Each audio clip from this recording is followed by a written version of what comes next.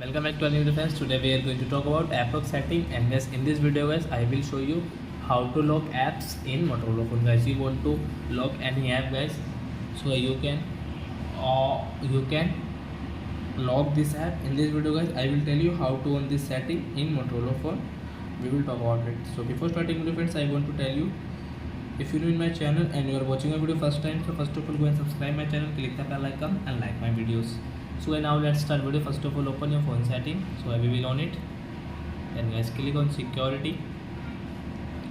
Guys, Applock. Do your pattern guys. So example for guys, I am going to lock Instagram, Google Play Store, Picart, Share Me and YouTube.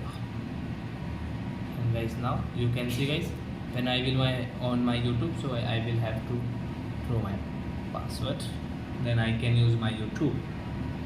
And as example for one more, Instagram. So I hope friends you have understood how to lock apps in Motorola phone and how to use Applock setting in Motorola phone. So that's it guys. Thank you for watching my video guys. Now we will meet on next video with new topic. Before guys, please go and like and subscribe my channel.